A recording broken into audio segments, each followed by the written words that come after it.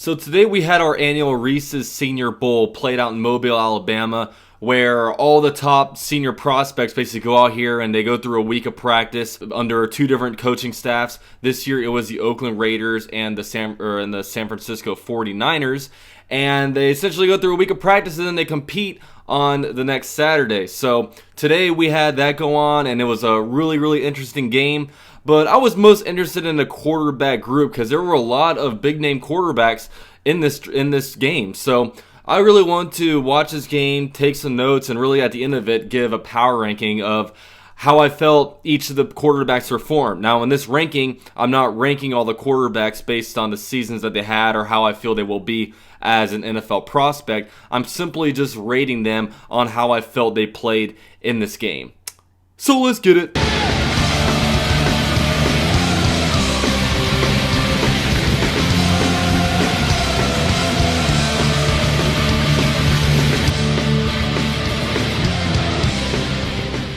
Now, for those of you that would rather see my rankings instead of watching a full video, I'll go ahead and link my tweet down below, basically giving you guys rankings as a little spoiler alert. But for now, I'm going to start off at number 8 and then work my way up to the best quarterback of the day. So at number 8, we'll start off at Gardner Minshew out of Washington State University. If you look at his stats, he was 1 for 8, which is a 13% completion percentage, and only had 4 yards passing. So I think that kind of speaks for himself. I mean, when I saw him back there, he looked like he had some pretty decent arm strength. And I'll also give him this. I mean, the protection for him was never really all that great, and I thought some of the play calls were a little bit weird because they kept trying to throw the ball way past the sticks and whatnot. But at the end of the day, man, a lot of the throws were just super errant, and he really wasn't making any good throws, and he only really completed 1 pass with 8 attempts. So he was easily the worst quarterback I saw today. Now at number 7, we have Jarrett Stidham out of Auburn. He went 4 for 5, which is an 80% completion percentage,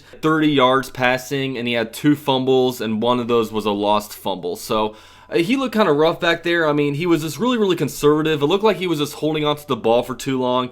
He never really looked all that confident. And going into this week, everyone was kind of hyping him up as this is not out of my words, but it's from other scouts' words that has been at all the Senior Bowl practices. They said that he had the best week amongst all quarterbacks. So, but in this game, I just didn't think he looked all that well. Just mainly he was just holding the ball for way too long, and a lot of times that led to him fumbling the ball twice. You know, it looked like he just didn't want to fire the cannon. He resulted in rolling out, and he didn't have a clear sense of where the pressure was coming from. And he wound up turning the ball over twice in a short time on the field. So, you know, while an 80% completion percentage is good, he should have had a couple more pass attempts, and they would have led to plays that weren't fumbled. So, Jarrett Stidham, he goes in as number 7 for me. Now, at number 6, we have Trace McSorley out of Penn State University. And I never really watched much of Trace McSorley when he was at Penn State. This is really my first game where I really kind of watched him. And to me, when he was out there, I didn't even know he was a quarterback at first. I mean, he kind of has the build of a slot receiver. He's kind of a smaller guy. He had a glove on his non-throwing hand, so it was kind of interesting looking. But one thing I noticed immediately is that he has pretty nice footwork, and he's got a pretty good throwing motion. And you know, that's one thing that you'll need if you're in the NFL. Obviously, if you're at a smaller height, you're going to need that. You know, but one big thing about him is that he was just inaccurate. If you look at his stats, he was 7 for 13 for 50 at a 54% completion percentage and 59 yards passing. But he was just wildly inaccurate. And one thing I noticed is that he was more of a one-read kind of guy. If he could throw it to his first read, the throw was usually good. But once he had to kind of scan the field a little bit, usually those throws weren't as good. And he just kind of looked uncomfortable in the pocket. So, you know, you can be, when it comes to, like, he read the field really well, which is good, and I kind of like this throwing motion, but just he was constantly inaccurate. Like, he knew where to put the ball, but the throws weren't accurate. So accuracy is a big thing in the NFL. You got to have accuracy, or else you won't be long-lived for a while, especially for a guy of his stature. Now, at number 5, I have Tyree Jackson out of Buffalo. And Tyree Jackson's a really interesting prospect just because, you know, he's like 6'7". You know, he has a really big frame, and he made some really, really good throws this game. If you look at his stats, he was 13 for 21 with a 62% completion percentage and 165 yards passing. He had a really big throw to start the game, which eventually led to a touchdown on a quick slant. So he started off the game really, really hot, and it really looked like when he started the game he was playing with a lot of confidence and a lot of swagger. But then he wound up throwing a really, really bad interception kind of across his body, and for me, there was just a little bit too much bad decision making and just like bad passes. I mean, he made a lot of really good throws when it comes to deep balls, and like he was out there, he was just so up and down. He was out there making some good stuff happen, especially, we had a back shoulder touchdown throw. He can run pretty well for a 6'7" frame, but, one thing about him, man, is he has a really, really long delivery. I was in there watching him, and, I was watching him throw, and then kind of my eyes would have naturally fall where the ball had gone, and I went to the receiver, and it seemed like he still had the ball. It seemed like that was constantly happening. His delivery is super slow, and then sometimes he goes to the sidearm pass, which is usually, like, pretty inaccurate, and I just, with me, like, I liked a lot of his upside, but, like, some of his, like, the interception was really bad, and after the interception, it seemed like he wasn't playing with as much confidence, and he needs to be drafted to a team that kind of has an established quarterback, and maybe he can sit for a year or two just to really learn about the game of football, just because he's from Buffalo, a smaller school. He actually declared for the draft earlier after he kind of graduated pretty early from the school. So really, if they can do something with him, kind of like Jacoby Brissett under Tom Brady, where he was playing under him, but then eventually they traded him to the Colts after the Colts had the whole Andrew Luck thing go down. I think that would be an ideal thing for Tyree Jackson. Now at number 4, I have a very familiar name, and that is Will Grier, a former Florida quarterback for a very short time before transferring out to West Virginia. And one interesting thing about this with Will Grier is he actually skipped his bowl game, but he played in the Senior Bowl, and I know a couple other players did that, so I just thought that was kind of interesting how, these Senior Bowls are more important essentially than bowl games. But yeah, Will Grier, I have him at number 4. He led the team to 2 different scoring drives. He was 4 for 8 at a 50% completion percentage. He had 61 yards passing, and one thing about Grier, he had a couple of nice kind of deep balls, but he looked good on the quick slant stuff, but really, with the kind of offense that he played at West Virginia, it made it look like he was kind of uncomfortable in the pocket. He was uncomfortable under center. I know a lot of times he just tried to kind of roll out as opposed to kind of staying inside the pocket.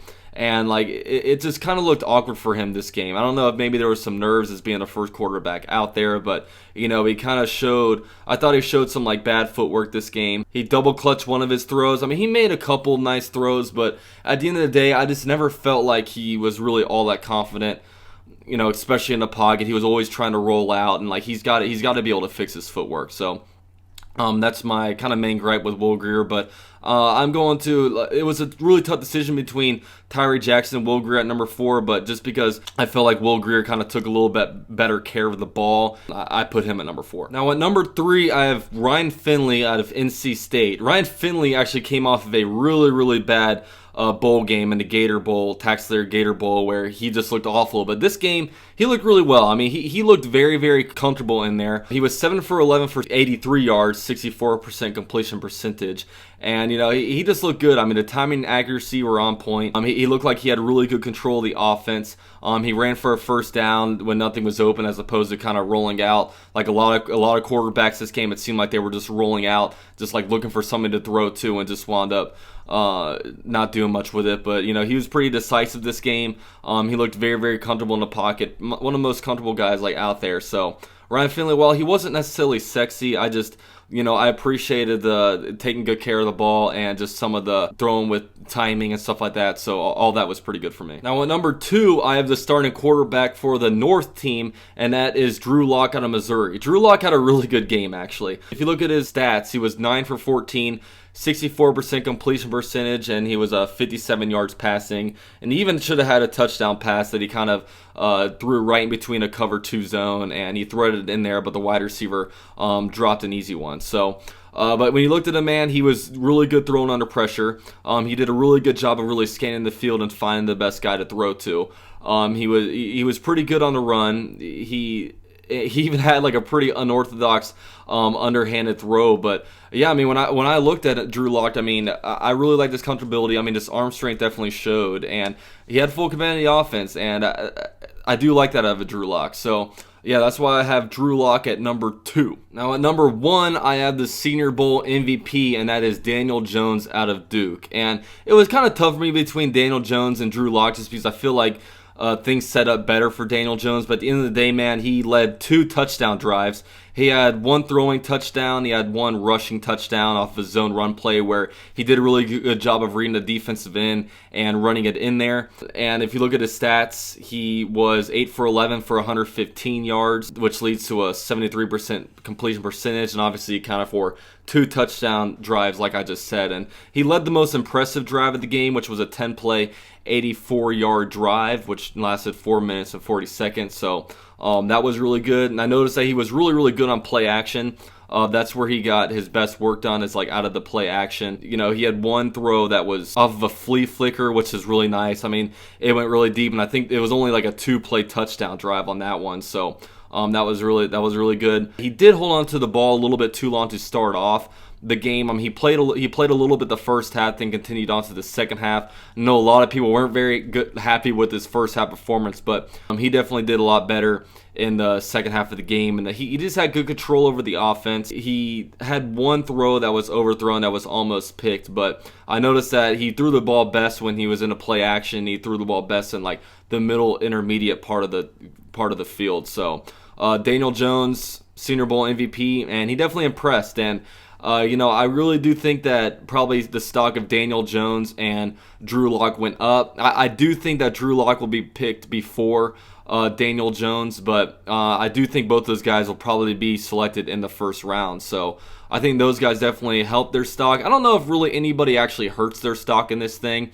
I just think that all you can really do is like necessarily help. But yeah, those are my quarterback rankings, man. Let me know what you guys think about this game and just the quarterbacks and how you guys felt about it. So be sure to leave a like and subscribe to the channel, and I'll see you guys in my next vid.